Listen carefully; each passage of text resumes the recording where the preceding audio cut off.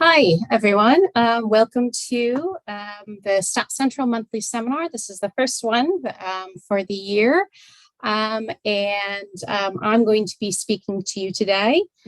Before we get started, I just want to introduce or describe a little bit about Stat Central to those of you who are not familiar with who we are and what we do.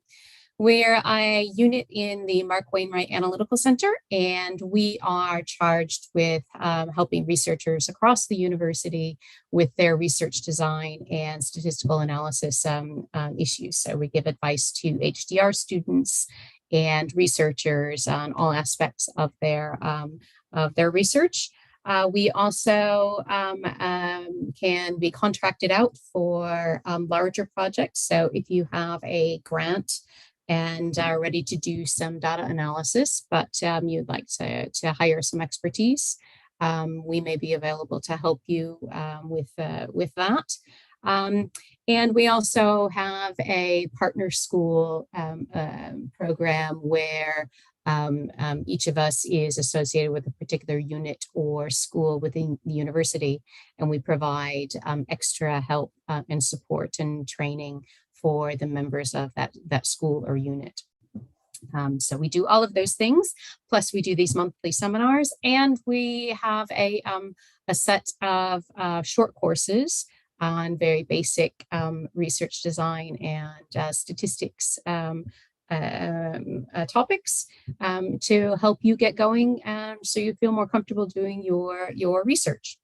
So if you are interested in those, you can find a link to the Eventbrite page, and we've got a few introduction courses coming up in May, starting in May. So we'll have some introduction to R and introduction to statistics courses going on in May. And so you can check out whether those will be suitable for you and enroll if you'd like. Okay, so let me get started. So here we are.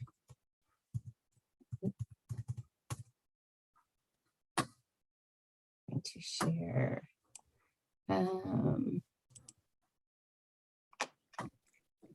So can everybody see my slides? Does that look good?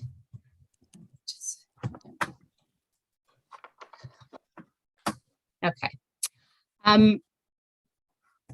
So I originally did this talk about 15 months ago, and it's looking at how your research might be impacted by the COVID crisis, and what things to think about and what you might do in particular situations. I didn't think that 2 years down the road, I'd still be sitting in the corner of my bedroom doing most of my work. So this is sort of a rehash of a lot of the material from that talk, and then but it's got a sort of a different focus now, whereas before it was mostly we're going to be in this for a short time, but people still need to do research. What do we need to do? Now it's more sort of I think this is a situation that we might have to be dealing with for some years to come. So maybe we need to make this more a part of our research rather than fighting against it, as it were. Okay. So yes, we've got a pandemic, and it is still sticking around.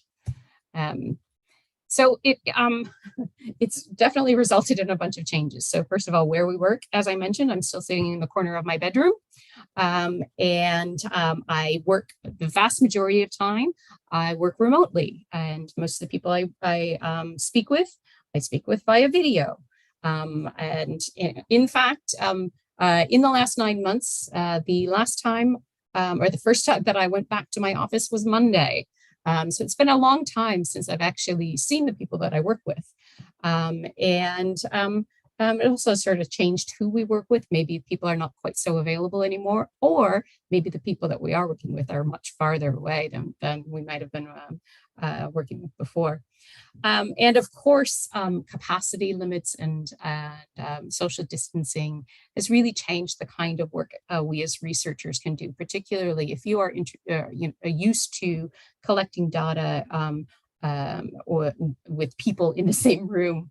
That it may have really changed what you could do in the last 6 months or so.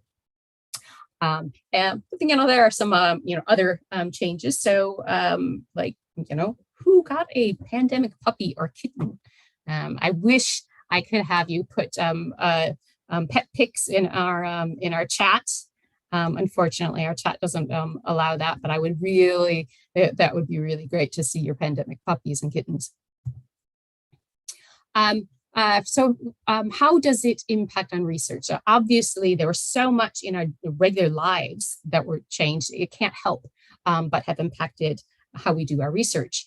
And really, it has affected just about every stage of our research, from planning to the actual collection of data and the analysis and the dissemination of results. We may be doing more online conferences, or maybe you've found that too difficult to deal with, and so you're only concentrating on writing papers. But just about every aspect of our research has changed in the last 2 years and how we do it.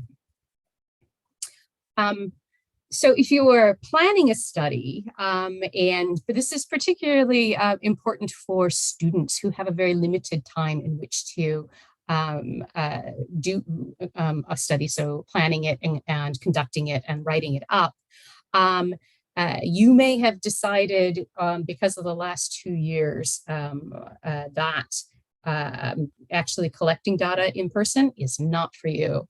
But there are alternatives, and alternatives that can be really good and helpful research. You can do things like meta-analysis, where you are aggregating previously published research into sort of a big meta analysis of all of that published research. You can access research databases and formulate a research question that you're able to answer using already collected data. Or you could actually still collect data, just not in person. You can do it using online resources, such as doing survey research and putting the survey up online, and people can answer those and respond to those. You could even do experiments, like if you are presenting people with stimuli, as long as it's amenable to being presented online on a screen, and the data being collected online. You can actually run experiments if you're doing, some certain psychology experiments. You can use things like Mechanical Turk as well. So some things to consider if you are going to be doing this non-in-person research. As I mentioned, meta-analysis is a really great way to contribute to the literature. Your task when you do something like this is to look at the entirety of what's been published on your particular research question, and then combine it statistically to get sort of a more overall picture of what is going on for your particular outcome. Now, the thing here is that you need to be very meticulous about what you are doing, documenting how you defined which articles to include versus exclude, what your research question actually is, and then actually going through every article and extracting the data that you need from every article can actually be really quite time consuming if you're not really focusing on a very focused question. Some questions can be really quite straightforward and relatively easy to analyze once you've gotten the data extracted. Other outcomes and variables that you're actually interested in looking at can be quite hard and complex to model statistically. So I would really suggest, if you're doing a meta-analysis, you get a very well-defined research question, and that involves being working with your supervisor if you're a student, or your colleagues if you are a researcher yourself, and being very clear on what you're looking at. If you have any questions at all about how to do the analysis itself, get some help. And that's one of the things that people at Stat Central can help you do and point you toward good resources. So research databases. This is really great for retrospective studies. So looking at data that's collected in the past. You can combine lots of different data sources in order to get at the research question that you really want to ask. The thing is, those databases can be hard to link together. Data linkage itself is hard. It can be very hard. And take a lot of time to do it correctly and well. And if that's something that you are thinking of doing, you should really investigate whether it's going to be within your time frame in order to get that data linkage. If you already have your data linked or your data set ready, that's not such an issue. But another thing that you need to think about is if getting access to some of these databases can be hard. You have to get lots of different approvals from many different organizations, and it can be very expensive. So if you don't have the resources, like perhaps you don't have grant approval or funds in your grant to access some of these, it can be very expensive and prohibitively so for a student. There are definitely some big practical considerations if you wanted to use some of these research databases, particularly if you're a student and don't have the funds available. For online data collection, first of all, it's easy. You can set up a survey in Qualtrics or SurveyMonkey or Google Forms so quickly and put it up and available for people to respond to. You could do it within an hour if you're using Google Forms. So it's quick and it's easy, and you get lots of data relatively quickly. And particularly if you've got some money and you're intending to pay people for their time, if you're doing some sort of experiment, a lot of people can give you data very quickly through things like Mechanical Turk, where you can put your experimental stimuli up and then have the data recorded. So it's a great way to actually collect data really quickly, but not in person. But getting it to the point where you're ready to put it up can be time consuming, particularly if you're going to be doing something like an experiment. You got to make sure that your programming is working well. And sometimes survey data can be tricky to analyze. And so if you are doing this and you have any questions about your analysis, definitely ask somebody for some guidance. Okay, so takeaway message, if you are a person who wants to get a study done and you're not doing any in-person data collection, and I think this is a general thing, think carefully about your question and how these non-in-person methods and research designs can help you answer them, and ask for help. And I'm not saying this to get you to come to Stat Central. Help can come from many, many different sources, from your supervisors and colleagues or fellow students to research technology services, depending on what you need. So don't think that you are there by yourself. There is lots of help available for people here. So maybe you actually do want to do in-person data collection. It's a little bit easier now than it was when we were all locked down and we were only allowed to be together in certain circumstances. But we still do need to be concerned with organizational guidelines.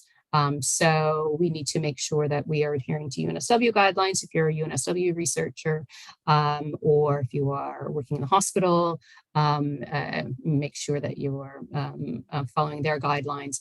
And if you are working on research from a grant, you might want to consult the grant funding agencies guidelines, and make sure that you are following their guidelines as well. I've got some NHMRC and ARC resources in at the end of these slides. So if you do have particular questions, you can find them on their websites. So what are the sort of effects of our social distancing and our lockdowns on in-person data collection? Obviously, if we have to limit our personal contact, then in-person data collection needs to be reduced over a particular time period, or stopped altogether. I've been helping somebody who works with families, and her intervention requires people to be in the same room, interacting with their kids, with the researcher in the room together. And she actually had to stop her study during when the first lockdown happened, because they weren't allowed to be together, and you couldn't do this some type of intervention over video. So that was a pretty extreme case in how these types of measures can affect data collection. But it is something that we're dealing with now when we're trying to figure out how to use the data that she does have. It can also mean that people are less available. So you may be able to actually, in theory, collect data in person, but maybe your participants are less willing to have in-person contact. Maybe they don't want to use public transport, and that's how they would normally travel to you. Or they are making personal choices to limit the contacts with other people. So even though you might be able to, in theory, you'd be able to collect the data, people will make choices that result in you not being able to do that. And that is completely their right as participants in studies. And if you are planning a study, think about how those social distancing or lockdown rules may affect you actually meeting your recruitment goals. If you have a relatively large number of people that you need to see in a particular time period, if you don't plan on some contingencies or rethinking your study design, even a short lockdown could really affect your recruitment goals. And of course, we need to consider missing data. So after we're done collecting our data, either because we've reached the end of our observations, or we had to stop early for any of those reasons, we are likely to see some missing data, particularly if you're looking at people repeatedly measured over time, so longitudinal analyses. And if you think about it, it seems to be kind of complicated, because if you're starting a study, if you started a study before March of 2020, and you were doing a longitudinal study, and then continuing data collection, over the last couple of years, you actually have a couple of different groups in your study. You may have people who finished their entire course of observations before the pandemic even hit. And some of those will give you full, complete observations, and some of those will have dropped out due to attrition. And then you've got people who were still in the middle of their data collection, and then the pandemic hit, and some of those people would have been lost to follow up anyway. Some of them have missing data because they can't leave their houses. So you've really got sort of two different groups here, and that might seem daunting. the result is you have missing data, which is something that you would expect in a longitudinal study anyway. But now you've got missing data for a particular reason. And you need to figure out what you're going to do about that. The thing is, it might not actually be so bad. So I don't want you to think that just because you've got this new thing that you need to consider, this new mechanism for producing missing data, that you need to do anything different. You may not have to do anything different at all in your stats analysis, but you do have to think. I think that is sort of a repeating theme throughout this talk, is that now you actually do have to go back and think about things that might be happening and what you do about those things that might be happening. So first of all, of course, you're going to have lower power to detect your effect. And anytime you have missing data, that's the case. And there is not much you can do about that. That is just something that happens. And then you might also have some thinking about what actually is missing data in your data set. Now, you may have some observations for people that you saw after the onset of the pandemic. They may have come in for every single observation, but you may actually not use all the data that you actually collect, because you are now rethinking what your research estimate is. And an estimate is sort of all of those things that go into your research questions. So your target population, your outcome variable, how you're measuring it, what's the statistical model that you'll be using to test it. All of those things go into making an estimate. And one of those things that you need to think about now is whether that estimate is going to be existing in a world with a pandemic or a world without a pandemic. And that has consequences for whether or not you consider somebody's observed data missing or not. And I won't go into how to figure that out. I will refer you to the Cho et al. Article that does a really nice demonstration of what we mean by world with a pandemic or world without a pandemic. When I first did this talk 15 months ago, it was mostly focused on studies that were planned and started in a world without a pandemic. Everything was sort of planned, or we weren't really thinking about COVID and how it affects our research and outcomes. But now I think that probably they're more, may sometimes be more relevant to be thinking about the world with a pandemic situation. And that has lots of knock-on implications as we go through the research process, particularly for your statistical analysis. Cho et al. Provides a really nice flow chart to help you think about these issues in a very sort of systematic and stepwise way. It's so big, this isn't actually the entire flow chart. I couldn't put that on there without it being completely unintelligible. So I really recommend, if this is something that you want to learn more about, to look at the Cho article and really give this flow chart good consideration, for, particularly if you're planning a new study. So just a tiny bit more about the missing data and how that might affect your data analysis.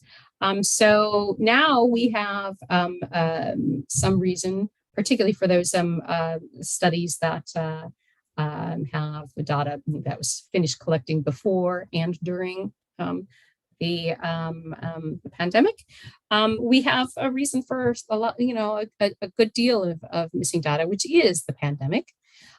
Is we know what happened. And that means that we can have a lot of reasonable assumptions about how those data could have been, generated. It's likely, relatively likely that your data may still be missing at random, meaning it does not depend on participants' unobserved data values once we've taken other observed data into account. And that's really great if we can make that assumption, because then we can do our conventional analyses, such as using mixed models if we're looking at longitudinal data analyses, or if we are actually dealing with our missing data problem, we could use very common approaches, multiple imputation models or inverse probability weighting to try to get at our unbiased treatment effect or effective interest. So that's really great that we may not need to do much beyond thinking about it and being really aware of what's going on in our data. But if you do have reason to suspect that maybe the missing at random assumption is not appropriate for your data, just like before, a missing at not at random assumption means that the model for missing data is a bit more complicated. And I wouldn't expect a substantive researcher to have a really good handle on how to statistically model that type of situation. So once again, go get some help. Talk to some other people who might be able to help you out. Okay, so maybe you did have a study going and you sort of had to stop it because you couldn't get the number of people you wanted, or your intervention, you just weren't able to do it with lockdown or social distancing. What are you going to do? You might have some data already. You might have collected data at baseline. You may have other things that you collected as well. So maybe you're not able to actually finish or answer your intended research question, but maybe you're not willing to just completely give up on this study. And maybe you can change what you get out of your data set. Is there some sort of interesting question that can be examined in the data that you were able to collect? So maybe you're not able to actually test your particular primary research question, but there could be something else in there that you could do. Could you change or include a COVID-related hypothesis? So maybe if you're doing longitudinal analyses, you might be able to ask questions about how COVID might have changed, a growth curve or something like that. In this case, you would be talking about your world with a pandemic. You're assuming that your treatment is going to be affected by pandemic, and you want to see what happens when there is a pandemic going on. So sort of an example of how that very beginning thought process about what you're actually doing can affect what you do later on. Or maybe you could start to include some COVID-related questions if you're still doing some data collection. Maybe you can add some extra questions in your data collection, and look at sort of some personal individual effects of what's going on. Are people changing their diet or exercise habits pre and post COVID or something like that? And of course, if you are a researcher who is working on grant-funded research, all of these things, because they have such a huge impact on what we're doing, could have actually affect how you are going in your grant. If you do have a grant, particularly from one of the large national schemes, you have these obligations, reporting obligations, to say how your research is going, what you've achieved, and maybe you haven't been able to do that because of all these restrictions that you've encountered in the last 2 years, in which case you can apply for some grant variations.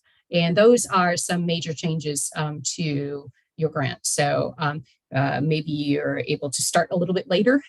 Maybe you needed to start after lockdown when you were supposed to be starting last July or something. So maybe now you can actually start collecting your data.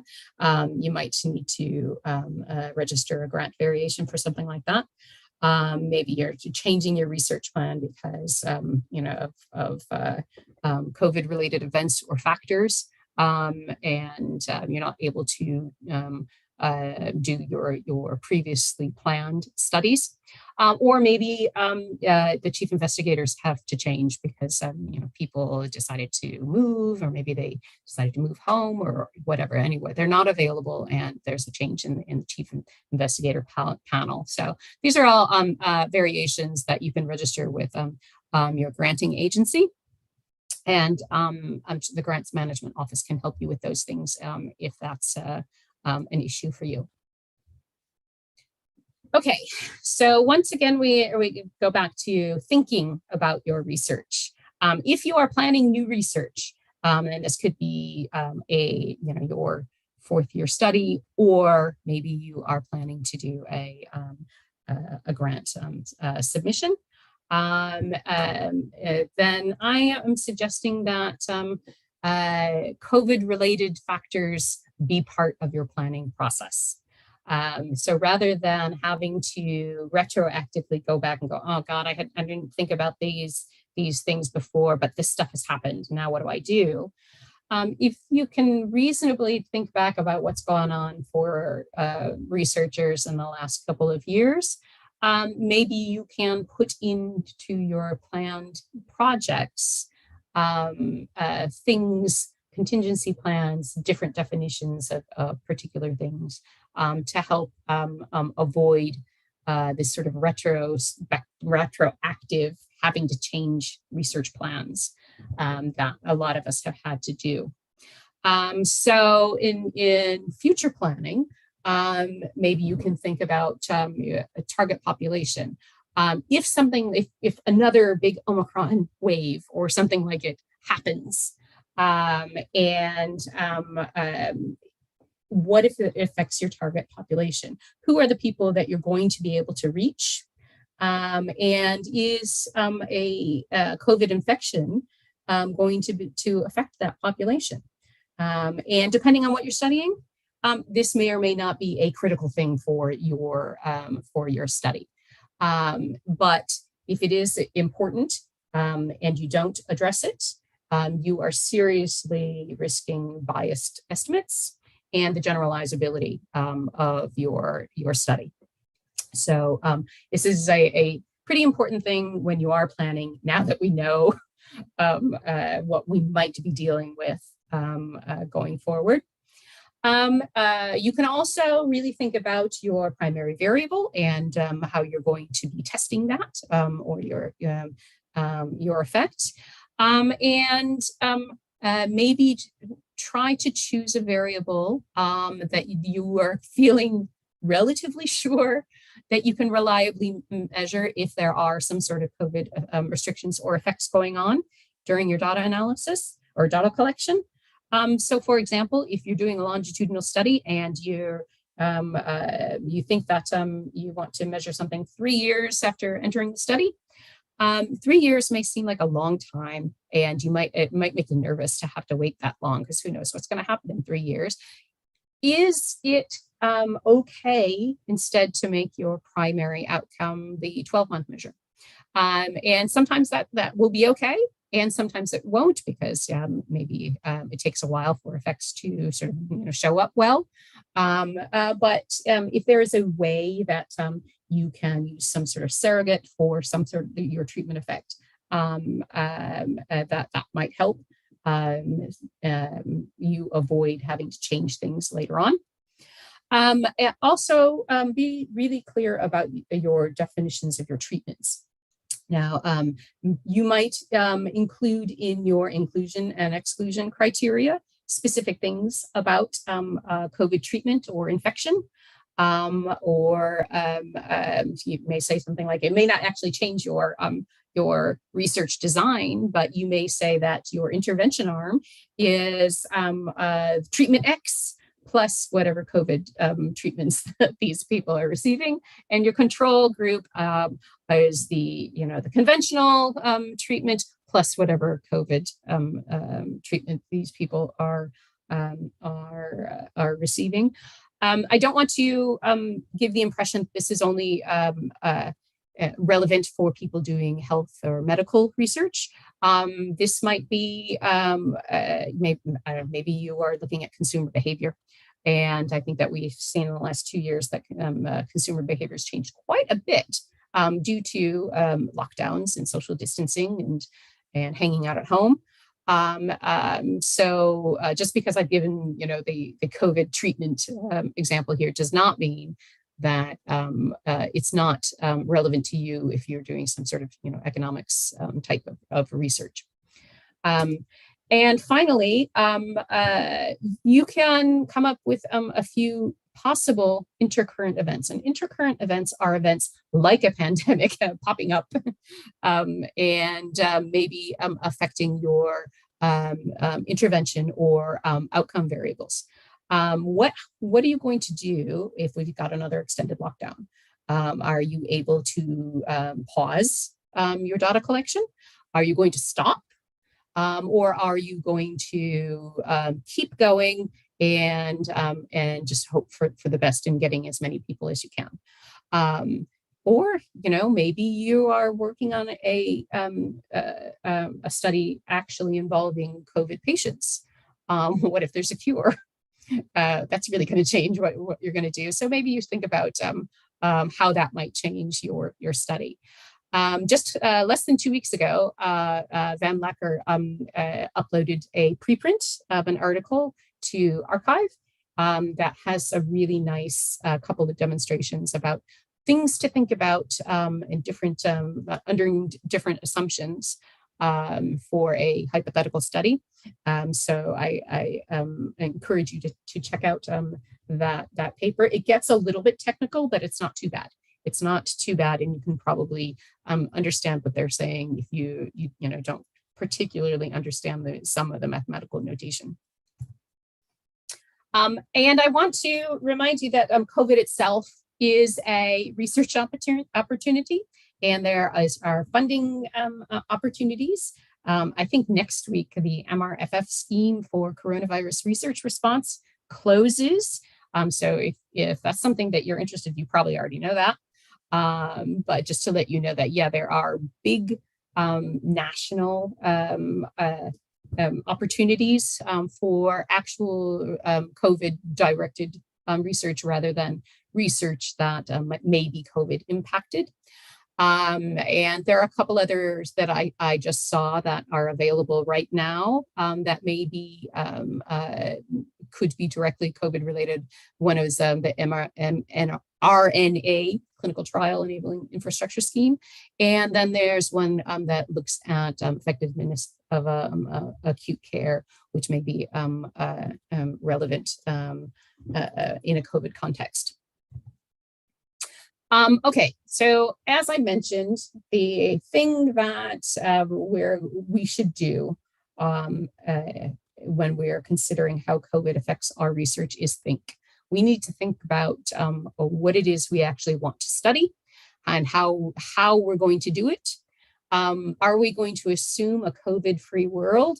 And 15 months ago, I would say that a lot of times that's probably what you want. Or at least the study that you've already started was planned under a COVID-free world. Maybe you want to be consistent there. But, now that may not really be the way you want to go. And that could have some effects for your analyses and what kind of data that you can include in your actual analysis sample.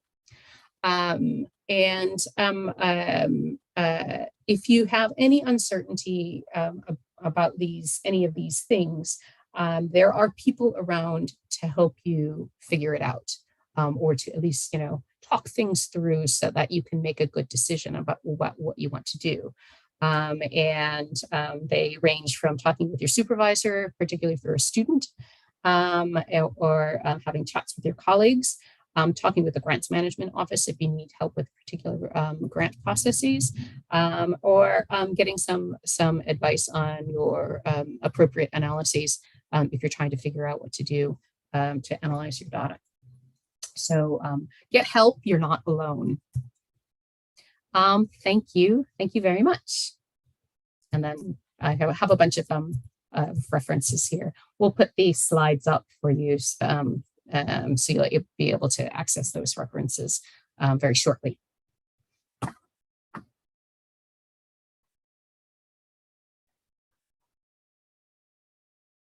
I'm happy to take any questions or comments. Okay, here's one in the chat. Let's see. Regarding ongoing cohort studies, collection is continuing, but in cancer now more patients with advanced disease due to delays in diagnosis. Also more patients getting chemotherapy first instead of surgery first due to restrictions at hospitals. This will change the proportion of different cases. I think these will impact the analyses. I think you're right. And results. Despite the plan of being a prospective study, maybe I could access available collections of cases from the same hospitals from a couple of years ago to balance out the groups. Is that valid? That's a really interesting idea. And I'd have to think about, I guess, depending on what the research question is. I mean, you could use COVID as sort of a dummy variable that says this particular treatment and outcome happened before March 2020, whereas this one happened after. And you can look at the effect that way. Or you could also, I guess you could access some historical data, historical meaning previously collected, and see if how those proportions have changed. I think that the inverse probability weighting approach might be helpful in that type of situation where you can weight the cases that you do observe based on different models of their probability of actually having happened. So that is an option as well. Luke says, is Stat Central planning to run any workshops on meta-analysis in the near future? Okay, that's a really good question. We don't have a short course, but less than a year ago, Shishin did a really good seminar that has really great information on meta-analysis. And so you can access the video and the slides from that through our website. And if you can't find it, shoot us an email and we'll send you the link. I will say that you are not the first person to ask about a particular course for that. It's difficult for us to find the time to generate a brand new course from scratch. So at the moment, that's the best sort of resource that we have right now.